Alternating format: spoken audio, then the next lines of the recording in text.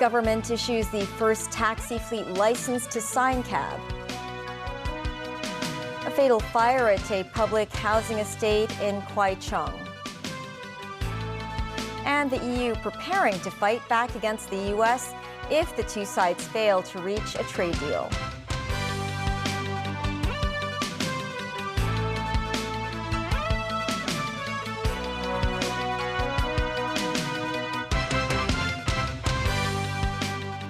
Hello and welcome to TVB News. I'm Melissa Hekalea. The Transport Department has issued the first taxi fleet license to SignCab. The license has a fixed term of 5 years, with the vehicles officially entering into service today. As of now, the SignCab taxi fleet consists of only 160 vehicles. Timothy Lee tells us more. Hong Kong saw its first taxi fleet acquiring its license after more than a year of preparation. SignCab, which operates a fleet of some 160 vehicles, is easily identifiable with these markers placed on the front and back of its taxis. Certificates are also attached to the windshields of the taxis. In a bid to facilitate more payment options, the SignCab fleet is equipped with various digital payment platforms. Residents have the option to either hail a taxi on the street or book a ride online beforehand, while drivers can customize the charge for each ride.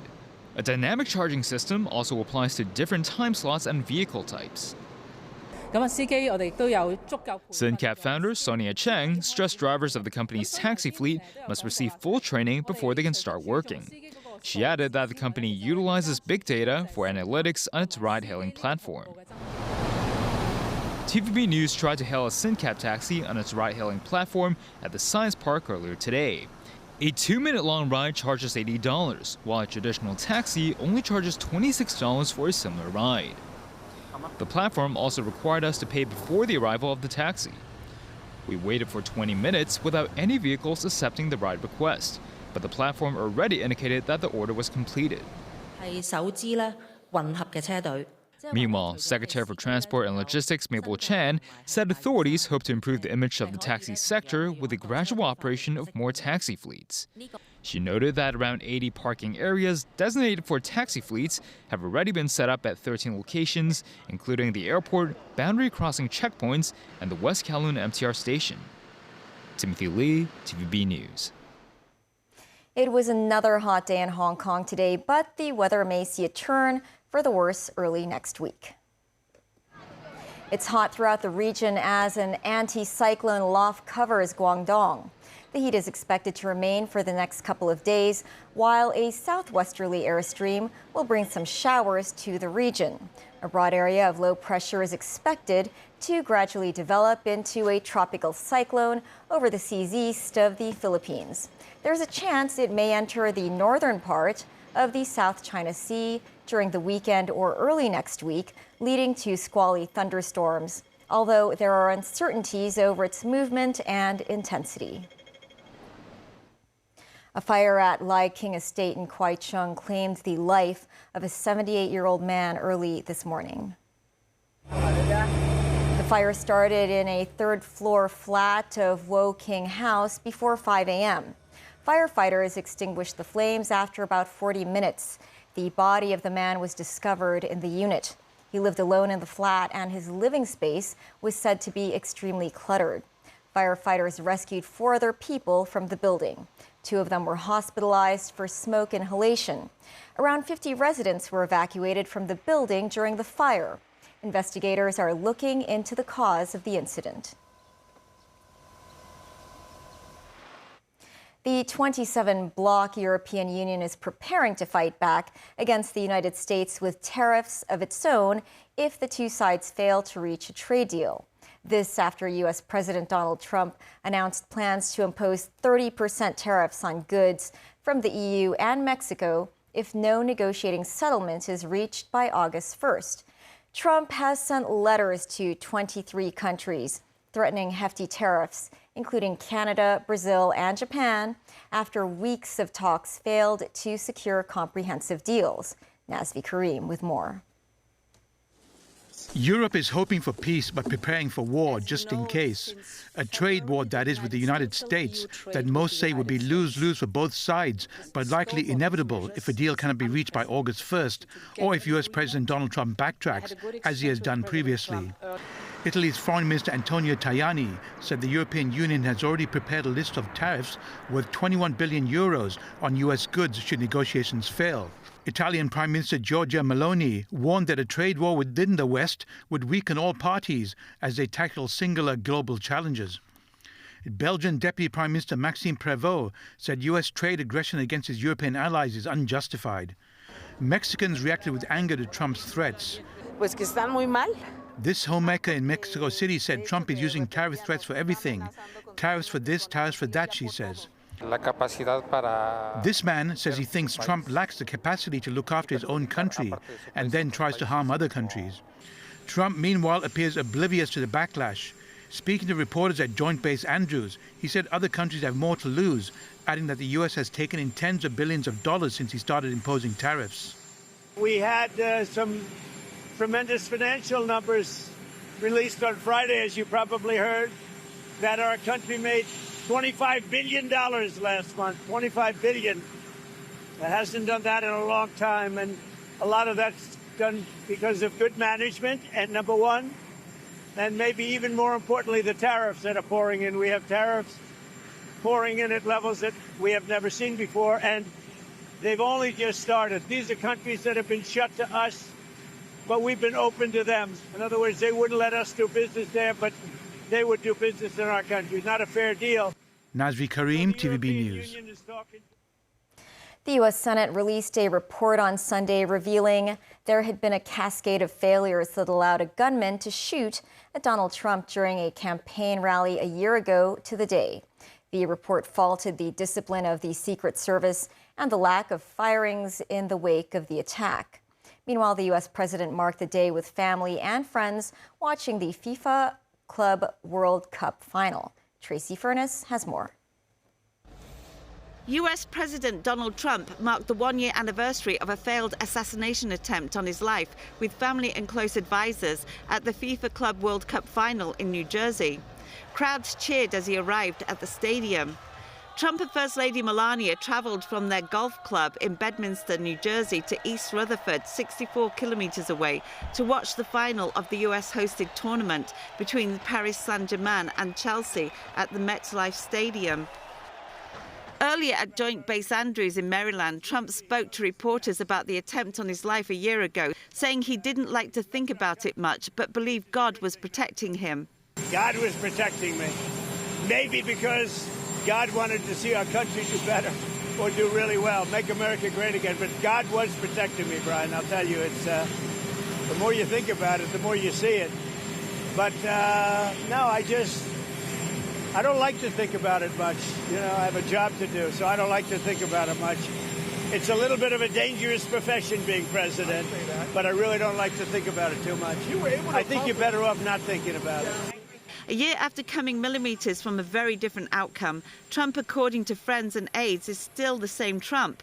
But they say signs that his brush with death did change him in some ways. He's on higher alert on stage. He's more attentive and grateful, they say. He speaks openly about how he believes God saved him to save the country and serve a second term. While many may block traumatic events from memory, Trump has instead surrounded himself with memorabilia commemorating one of the darkest episodes in modern political history. He decorated the White House and his golf clubs with art pieces depicting the moment after the shooting, when he stood up and thrust his fists in the air while chanting, "Fight, fight, fight." Tracy Furness, TVB News. U.S. chipmaker Nvidia announced that its CEO Jensen Huang is due to hold a media briefing in Beijing on Wednesday. It will be his second visit to China in 3 months. This after the company hit a record $4 trillion market capitalization. Huang said during a recent interview that U.S. enterprises should be allowed to export technology to China so as to secure America's core position in the development of artificial intelligence. Danny Zhou has more. In the interview with CNN's Fareed Zakaria at Sunday, Jensen Huang argued America's push for reindustrialization is a smart move that could reduce dependency on foreign countries. You know, everybody has their own path. And so having a rich ecosystem of industries and manufacturing so that we could, on the one hand, make Nvidia better, make the United States better, but also reduce our dependency, sole dependency on other countries is a smart move. Huang said onshoring manufacturing will take the pressure off Taiwan, which is home to the world's largest maker of semiconductor, TSMC. He dispelled Washington's concerns that the Chinese military will use Nvidia's products to hone its capabilities. They simply can't rely on it, as the technology could be limited at any time, he said, adding there's plenty of computing capacity in China already.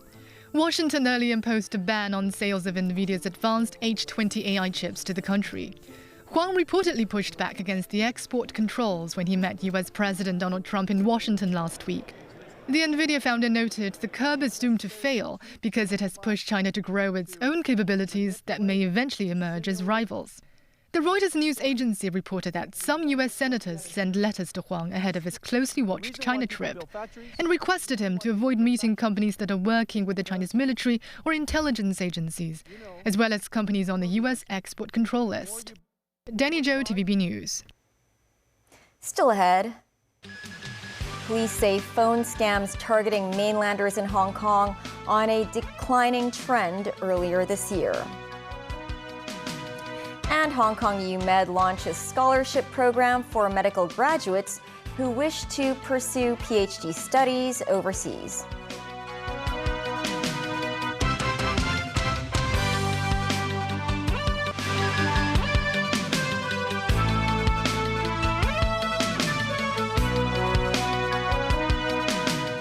Welcome back. The police said the number of phone scams targeting mainlanders in Hong Kong and their associated financial losses showed a declining trend in the first 5 months of this year. But the most severe case still incurred a loss of close to $10 million. Zoe Ye has more details. In recent years, fraudsters have exploited mainland newcomers' unfamiliarity with Hong Kong to scam them out of money. In the first 5 months of this year, the police said there were 2,574 phone scam cases, with 49 involving university students from the mainland, down 40% compared to last year. The money involved fell by 40% from $81 million to $44 million. The police attributed the decline to anti-deception publicity efforts. Still, the largest single scam case involving a mainland student resulted in a loss of $9.2 million.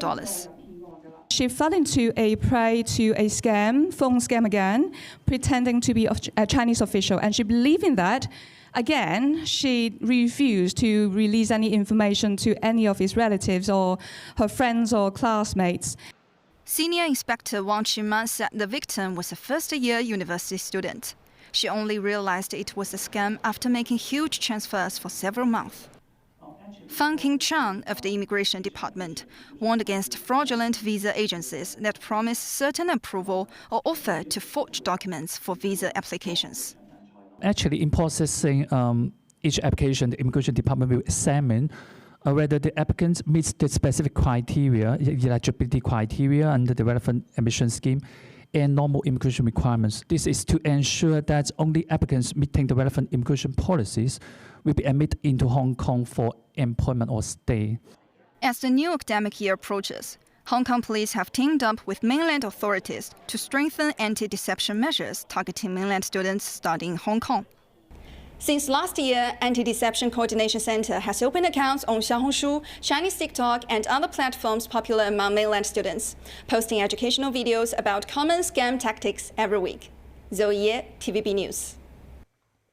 The Court of Appeal began hearing appeals by 13 pro-democracy activists involved in the city's landmark subversion case. The appeals are expected to take around 10 days.